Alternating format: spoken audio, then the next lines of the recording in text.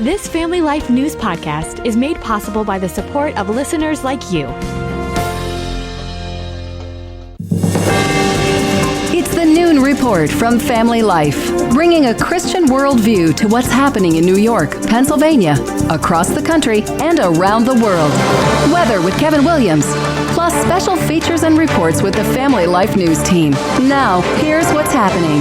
Monster Melissa, good afternoon. Welcome aboard. The level of destruction in hurricane-wrecked Jamaica may not be known for days or weeks after one of the most powerful storms to ever clobber that Caribbean country. Our infrastructure has been severely compromised. Jamaica's Prime Minister at a press conference today. Correspondent Jason Allen gets us started from Kingston. The slow-moving, devastating storm, roughly 400 miles wide, barreled into western Jamaica as a Category 5 hurricane. Melissa arrived with torrents of rain and wind gusts topping an astonishing 200 miles per hour. Melissa is on record as being the third strongest hurricane ever in the South Atlantic. Today's show, meteorologist Al Roker. It was a Category 5 for 36 straight hours. The average is 18. Melissa's now clobbering Cuba on its way to the Bahamas. President Trump in South Korea for the APEC summit.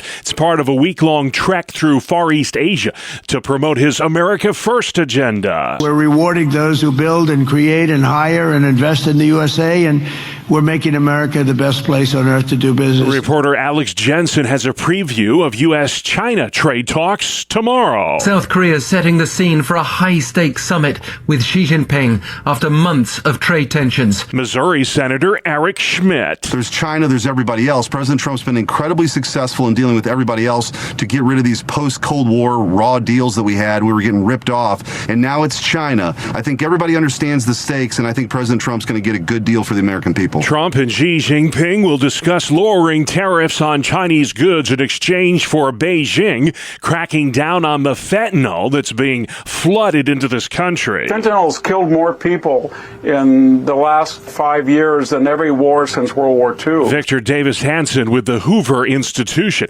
Troubling times in the Middle East. The Israeli military struck 30 Hamas targets in Gaza as a fragile ceasefire shows signs of unraveling. The bombing campaign was in response to Hamas rocket attacks in Rafah that killed an Israeli soldier. In terms of consequences and repercussions for Hamas, nothing is off the table right now. Israeli government spokeswoman Shoza Bedrosian, the BBC's Sebastian Usher, is following the latest developments from Jerusalem. The scenes across Gaza were reminiscent of the height of the war, with people describing pillars of fire and smoke rising above Gaza City. Palestinians say more than 100 people were killed in the Israeli attacks. Despite the violence, Israel says the ceasefire is still on. Federal Reserve policymakers will wrap up 2 days of meetings today in Washington. Kelly O'Grady with Money Watch says they'll likely take action on interest rates. We are expecting the Federal Reserve to cut interest rates again, probably by 1/4 of a point. Expect a decision around 2 o'clock this afternoon.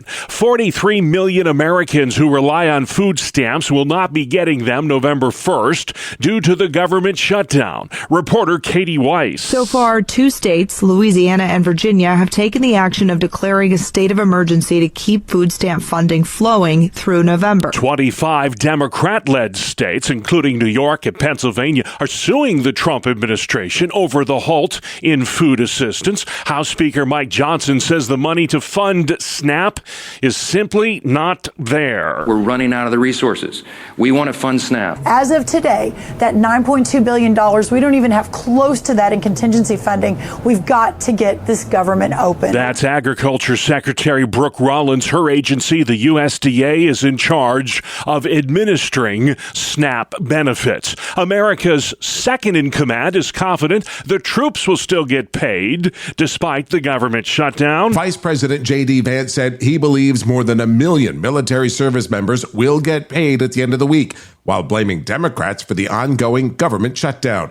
The comments suggest the Trump administration has found another pool of money that could be tapped to cover military salaries. Some lawmakers have questioned the president's legal authority to redirect the funds. I'm Rory O'Neill. A judge in Oregon has blocked the Trump administration from pulling sex education funding over controversial curriculum that promotes the transgender lifestyle.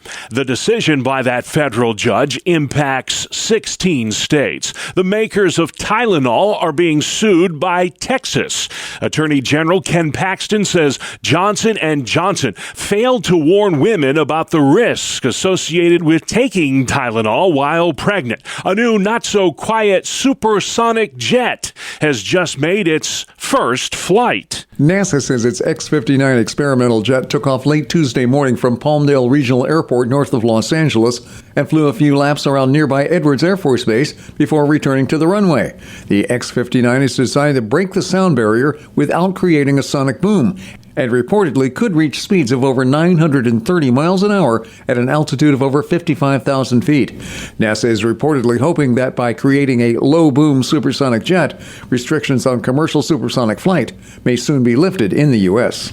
I'm Mark Mayfield. Thank you, Mark. A breath test in the UK could help scientists sniff out cancer. 80% of people diagnosed with pancreatic cancer here aren't offered any treatment because it's usually incurable by the time it's diagnosed. But now, researcher George Hanna is leading clinical trials that will see patients with the vague symptoms that can indicate the presence of pancreatic cancer blowing into a test tube in their local doctor's office. Through detecting the molecules in the breath, they will be able to see whether the probability of the patient have cancer or not. If the trial is successful, the breath test could identify pancreatic cancer in its earliest stage. Correspondent Vicki Barker, a new study suggests women need less exercise than men to achieve a healthy heart. Researchers looked at 85,000 adults for 7 years to see how physical activity relates to heart disease. Women who got 4 hours of moderate exercise a week lowered their risk of heart disease by 30%. Men needed twice that amount of exercise to achieve those same levels.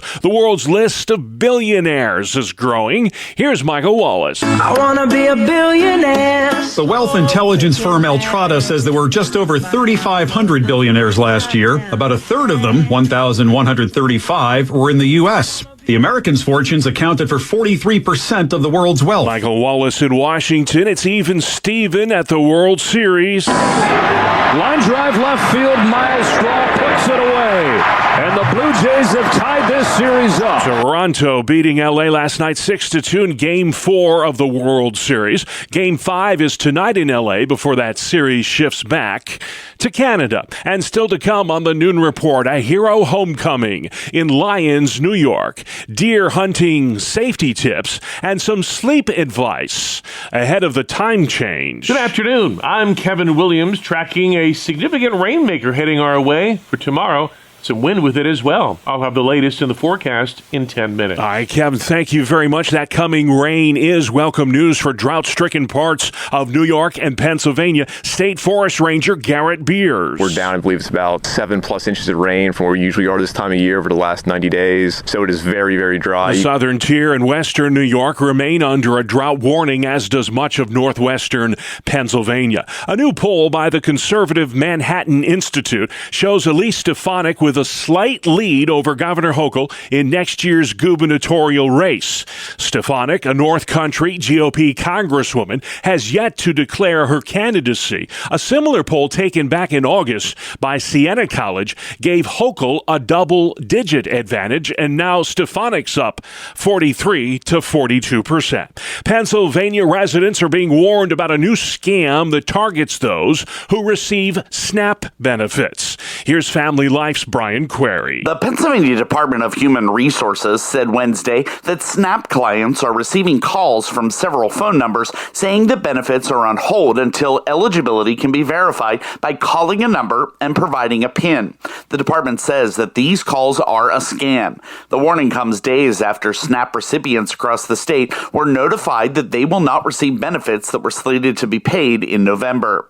People who receive the scam calls are asked to call the Department of Human Services fraud tip line. Brian Query, Family Life News. Thank you, Brian. Billionaire philanthropist Tom Golisano of Rochester, New York, announced yesterday he's giving away even more of his money to a local group of pediatric hospitals. With the current Golisano Children's Hospital standing by me, I'm proud to announce that I am committing $253 million to 6 new partner hospitals that will join the alliance and incorporate Golisano into their name. The new Golisano Children's Alliance is a collaboration between 4 pediatric hospitals that bear the Golisano name in Rochester, Buffalo, Syracuse, and Florida. That healthcare network will link with 6 other facilities in the eastern U.S., including Penn State Children's Hospital in Hershey, Pennsylvania. The Museum of Earth in Ithaca, New York, is in danger of going under. It has until December 31st to meet a $1 million mortgage payment. If it doesn't, it will close. That 90-year-old museum features one of the world's largest fossil collections. Deer rifle season starts next month in New York and Pennsylvania. Lieutenant William Carr with the Pennsylvania Game Commission says if you're headed out in the great outdoors, make sure you don that familiar fluorescent orange. You want to be safe, that is being seen.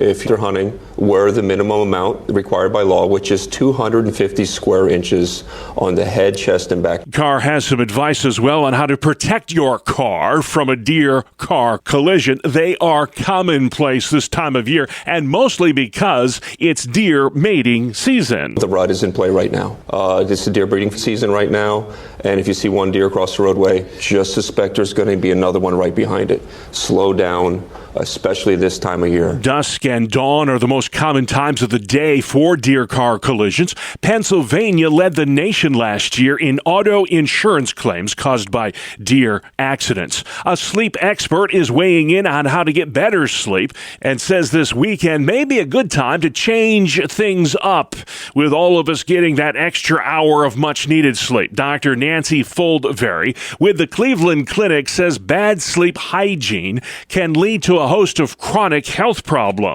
When we're getting consistently under 7 hours every night, we put our bodies and brains at risk for a host of adverse medical consequences down the road.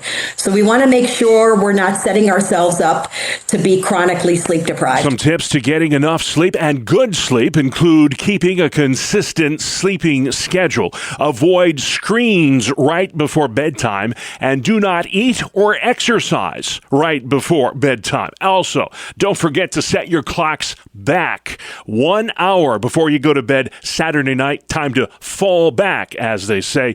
Daylight saving time officially ends at 2 a.m. Sunday. The town of Lyons, New York, is honoring an Army pilot who was shot down in Papua New Guinea during World War II. John Pagluso was just 24 years old when he was killed in action. 83 years later, his remains have finally been positively identified. Pagluso's niece, Norma Davis, tells Spectrum News. He was listed as missing in action, and that was all that, my grandparents ever heard. Davis was born 3 years after her uncle's death in October of 1942. Her grandparents passed away, not knowing what happened to their son. Just 7 months ago, the U.S. Army gave Davis the news she's been waiting a lifetime to hear. This year on my birthday, I received a call from the Army that his remains had been identified. DNA testing confirming the remains interred at a military cemetery in the Philippines were indeed that of Staff Sergeant John Pagluso. How about that? 83 years after his death, the family finally has answers. I was just shocked. It was unexpected, obviously. It's remarkable, to say the least. Samantha Wilson is the director of the Wayne County Veterans Service Agency. She's coordinating an event next week to make sure Staff Sergeant Pagluso gets the recognition he deserves. It shows you what the price of freedom really is. This individual laid down his life for his country, paid the ultimate sacrifice. Pagluso's remains are being flown home next week. A full military funeral will happen at the Elmwood Cemetery in Lyons, New York on November 7th. The 24-year-old will be buried next to his mom and dad. What an amazing story there from Lyons, New York. We've got sports next, the 2-minute drill on the Family Life Noon Report. Well, how about that? Shohei Ohtani is human after all. Good afternoon, I'm Randy Snavely. Bob Ohtani charged with the loss as the Blue Jays scored 4 runs against him. They finished with 6 in the game as Toronto evened the series at 2 with a 6-2 victory.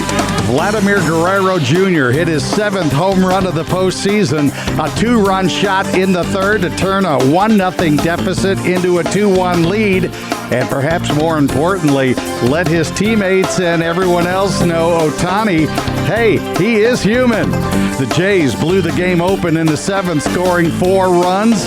Game 5 tonight as the Game 1 starters return to the hill. Trey Yasevich for the Jays against Blake Snell of the Dodgers. On to the NBA. The Bucks defended their home court against the Knicks, knocking them off in Milwaukee 121-111. Giannis Antetokounmpo led the way with 37 points for New York. Jalen Brunson had 36. Mikal Bridges a double-double with 24 points and 11 boards. The 76ers outlasted the Wizards in D.C. in overtime, 139-134. Tyrese Maxey led all scorers with 39 points. Joel Embiid chipped in with 25 as the Sixers are now 4-0 on the season. The Heat, Thunder, and Warriors, your other winners. On the ice in Buffalo, Miles Wood scored twice, including the game winner, 2:53 into the overtime period, and he rallied the Blue Jackets over the Sabres 4-3. In Vancouver, Jonathan Quick, 23 saves. It's his 64th shutout. The Rangers blanked the Canucks 2-0. The Flyers outlasted the Penguins in a shootout 3-2. The Islanders fell to the Bruins 5-2. Other winners, the Leafs, Knights, Ducks, Lightning, Jets, Red Wings, Blackhawks, Stars, Avs, Oilers, Canadiens, and Kings. That is a look at sports. That's a lot of hockey. Thank you, Randy. Still to come on the Noon Report. Melissa's menacing moves, shaky truce in the Middle East, and China talks in South Korea. Welcome to Breakpoint, a daily look at an ever-changing culture through the lens of unchanging truth. For the Colson Center, I'm John Stone Street. Every single Halloween resurrects an annual debate among Christians. Should we celebrate this holiday? Well, this year's no different. For some, Halloween is harmless fun. For others, it's an excuse to dabble in darkness and sketchy costumes while celebrating evil and even death. For Christians, the essential questions about Halloween is whether or not we're loving God and our neighbors, and whether we're proclaiming what is true about Christ's victory over evil. A very helpful video in the What Would You Say series gives 3 things that every single Christian should know, and also what your kids need to know, about Halloween. Here's a clip from the video. First, what is often claimed about the history of Halloween is wrong. Some people claim that Halloween comes from a pagan festival called Samhain, when druids of old would commit human sacrifice under a full moon. But according to historians, and even many modern pagans, most of that story is made up. In fact, no detailed records of Samhain or other Celtic festivals survived, so we know very little about it. And what modern pagans practice is more of an imaginative reconstruction that has little in common with Halloween historically, other than occurring at harvest time. A more accurate explanation for the date and name of Halloween, and even its emphasis on the dead, is the Christian feast All Saints' Day, which was celebrated on November 1st. This day was also known as All Hallows, so the night before, October 31st, came to be known as All Hallows' Eve, or Halloween. It wasn't until the late 1700s that Halloween lost its Christian associations and took more of the ghoulish, plastic, teeth-rotting form we know today. Second, the love of God and neighbor should guide all of our celebrations, including Halloween. Even if Halloween isn't a revival of an ancient paganism, that doesn't mean it's morally innocent. Many sinful and destructive practices have become associated with Halloween over the years, including sexually provocative costumes, drunkenness, drug abuse, and vandalism. These are as wrong on October 31st as any other night, and Christians are right to avoid them. And third, evil is a defeated foe. In Colossians 2, Paul proclaims that Christ has disarmed the powers and authorities. In fact, he made a public spectacle of them, triumphing over them by the cross. In his crucifixion and resurrection, Jesus has defeated Satan and his hosts. Now, there are real forces of spiritual darkness, but according to the Bible, they are in retreat. Their power was permanently broken when Christ rose from the dead. We need no longer fear death because Christ has destroyed the one who has the power of death, that is, the devil. His fate is sealed, and life has the last word. Any message that Christians send, including with our celebrations, should proclaim the victory of Jesus rather than glorify evil, death, or darkness. Christians should always consider what our celebrations say about evil and the Savior who triumphed over it. This doesn't necessarily mean it's wrong to enjoy Halloween, or even perhaps to mock the forces of evil. However, it does mean that the love of God and neighbor should guide our fun, and that we should do everything we can to tell the truth about who has won. That was a segment of Should Christians Celebrate Halloween? A terrific and helpful video in the What Would You Say series. For the Colson Center, I'm John Stonestreet with Breakpoint. John, thank you very much. Outside we go, Kevin. Here is your family life weather forecast for this afternoon. Mostly sunny in New York. Increasing clouds in Pennsylvania. High temperatures low to mid-50s. Clouds will thicken tonight. Rain will reach a good portion of Pennsylvania overnight, with low temperatures dipping into the mid-30s to the mid-40s. That rain will reach the Twin Tiers region by daybreak. Then it'll be a rainy, breezy day tomorrow with high temperatures near 50. Blustery, chilly Friday with showers and high temperatures in the 40s and lower 50s. All right, if you got to rake leaves, do it today. Thank you, Kevin. This is the Noon Report. I'm your host, Bob Price. Here's what's happening Wednesday, the 29th of October. It's day 29 of the government shutdown, and half the states that make up these United States are suing the White House over the impending end of SNAP benefits. Starting Saturday, November 1st, that government safety net runs out. 43 million Americans depend on SNAP for food assistance. Reporter Ryan Nobles has the latest on the fiscal impasse on Capitol Hill. Even from before the shutdown began, Democrats were pleading with President Trump to open negotiations around health care. Well, last night, President Trump said that he is open to those talks, but they won't begin until Democrats vote to open the government. 1.5 million federal workers are not getting paid as the shutdown nears the 1-month mark. Vice President Vance says the troops will still get paid, but for how much longer? That's the question. President Trump on the final leg of his tour of Asia. He's at the APEC summit in South Korea today for high-stakes talks with China's head of state. That get-together will happen tomorrow. Here's reporter Gabe Gutierrez. His meeting tomorrow with China's President Xi Jinping will last at least 3 hours. And President Trump today signaled he's willing to lower some of his tariffs. The White House says tariff relief is contingent on China cracking down on the flow of fentanyl into this country. A shaky ceasefire on the verge of collapsing in the Middle East. Israeli forces fired on dozens of Hamas targets overnight in Gaza. This after Israel accused Hamas of violating terms of the truce. NBC's Matt Bradley. Israel launched renewed airstrikes in Gaza after accusing Hamas of violating that ceasefire by failing to return the bodies of dead hostages and firing on its troops. The Hamas attack claimed the life of an Israeli soldier in Rafah. Israeli airstrikes in Gaza left over 100 Palestinians dead. Despite the violence, Israel reiterated today that the truce is still holding, fragile as it is. Hurricane Melissa made landfall today in Cuba after slamming into Jamaica yesterday as a dangerous Cat 5 storm. Reporter Jared Hill. Heavy storm surge left streets underwater. Sustained winds up to 185 miles per hour ripped off roofs, uprooted trees, and brought down power lines. Local officials say hundreds of thousands of people are without electricity. More from George Solis in the Jamaican capital. Jamaican officials saying today they do plan on assessing the nation's airports in Montego Bay and here in Kingston. And depending on what they find, they may be able to start those crucial relief flights to get aid to those areas that were ravaged by the storm. After clobbering Cuba, Melissa will blast the Bahamas before moving out to sea. It is the third strongest storm to ever strike the South Atlantic. You're plugged into the Noon Report for Wednesday on Family Life. Reacting to a disaster.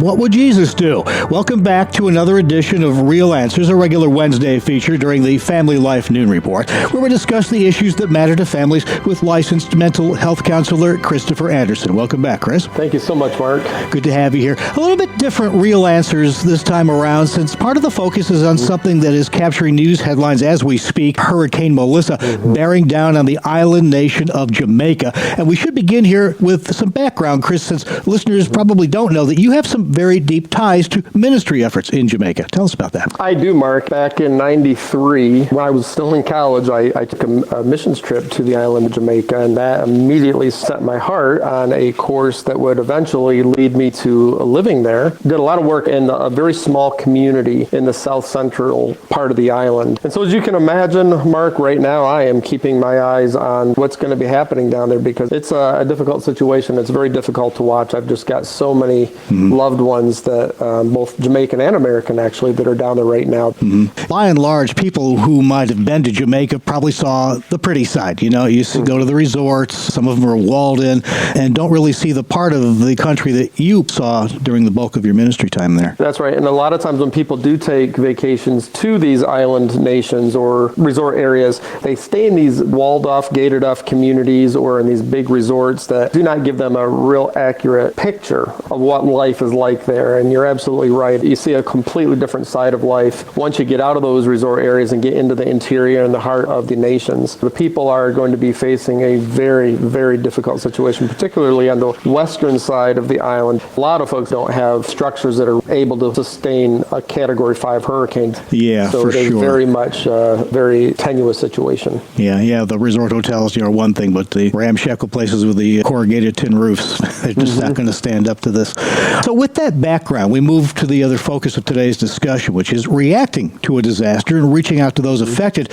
While we don't know the extent, will no doubt be significant. And traditionally, America has been among the nations quickest to help other countries in need, but I guess there's a question out there whether that dynamic is changing. It has, I believe, and sadly, I think that more and more people are much more concerned about helping out folks at home as opposed to other nations. Now, I'm not against that. I'm not against helping out our own folks. Of course I'm not. But at the same time, there are so many really good ways that we can give these days. Organizations that are solid Christian organizations like Samaritan's Purse, and quite honestly, we have the resources to help out our folks in our backyard as well as folks in other areas of the world that need our assistance as well. You're listening to Real Answers. I'm Mark Webster, along with licensed mental health counselor Christopher Anderson, today talking about the hurricane impact of Jamaica and people helping here in the States. I wonder if this maybe underscores the value of going on a missions trip for Americans. After I took my first one, you just get a different perspective globally, and I think there's a lot of value in that. There is a lot of value, and of course we have to be very careful too when we do go on a missions trip, simply because we want to make sure that we, believe it or not, aren't adding to the problem, and that can actually happen if a ministry isn't careful. But right now, in the next few days, look for ways of donating specifically to humanitarian efforts to get the supplies down, because much of Jamaica is very mountainous, and much of the area, even when the weather is good, the roads are not in great shape. If you're traveling from Montego Bay on the northwestern side of the island, let's say down to Kingston on the southwestern side, if you go across the island, you're going to be going through some mountain passes. There are a few highways now on the island that make it a little easier to get around, but a lot of times you're on these mountain roads that wash out very easily, even in a typical tropical downpour, not to mention a hurricane. For sure. We live in I guess you could call it an America First era at the moment. But from a Christian perspective, reaching out to help those in need should be second nature, even if they're people we don't know and who aren't our next door neighbors. Oh, absolutely. And like I said, Mark, we are a blessed nation, and we are blessed for a purpose. The resources we have are not ours to use exclusively for ourselves. That really is a selfish way to look at it. There is enough to go around. We just have to be willing. And I would challenge folks, too, that with this disaster, as well as others, as a matter of fact, Western North Carolina is still trying to recover after a year of when Hurricane Helene went through and dumped copious amounts of rain and high winds in that area. They're still trying trying to recover too. So I'm going to put a charge out there to all of our listeners. If you're listening to this right now, to scale back on your holiday spending and be willing to help with these efforts to rescue folks as well as provide for just the basic life necessities and helping to get these communities back up. Wherever you decide to help, I think the bigger lesson is your children are going to benefit from having a real solid conversation about why maybe they're not going to have quite as much under the Christmas tree Christmas morning. But honestly, that's a life lesson, and that's something that will go a long way in the future for your kids too. Well put, Chris. Well, we'll certainly be keeping those in Jamaica and the other nearby islands in our prayers and hopefully in our actions as well. You've been listening to Real Answers, a Wednesday feature of the Family Life Noon Report, where we discuss the issues important to families with licensed mental health counselor Christopher Anderson. Thanks again, Chris. Thanks so much, Mark. All right, thank you, guys. Great conversation today. You can download all our Real Answers podcasts, by the way, online anytime at Apple Podcasts, Spotify, YouTube, or familylife.org. Good afternoon. Here is your Family Life regional weather forecast. High pressure that has brought the crisp, chilly, dry weather of late is still with us, but it's going to be moving away tonight and being pushed away by an approaching storm system coming in from the south. That system will bring rain and wind late tonight and tomorrow. Good soaking rain for the drought-stricken portions of our region. Chilly, blustery conditions will follow. Our forecast for this afternoon, mostly sunny in New York. Increasing clouds in Pennsylvania. High temperatures, low to mid-50s. Clouds will thicken tonight. Rain will reach a good portion of Pennsylvania overnight, with low temperatures dipping into the mid-30s to the mid-40s. That rain will reach the Twin Tiers region by daybreak. Then it'll be a rainy, breezy day tomorrow with high temperatures near 50. Blustery, chilly Friday with showers and high temperatures in the 40s and lower 50s. Thank you, Kevin. Finally today, so how difficult is it to change the way you speak? 98% of us admit to using filler words in conversations like all the time. A new study by the online language learning platform Preply found the top 3 offenders were like, and so. That's what prompted the No Filler Words Challenge, which has gone viral. You're supposed to record yourself speaking for a minute and try your best not to use any of those words. I am learning a new level of patience with this challenge. This is attempt number 31. Unfortunately, TikTokers are finding the challenge to be, very hard. All right. Thank you very much, Stacy Lynn reporting. So, that's our world, the world we live in. Wednesday, October 29th. Now I'm going to be umming it all afternoon. I'm Bob Price, Family Life News. You've been listening to the Noon Report, heard weekdays on Family Life. Thank you for listening.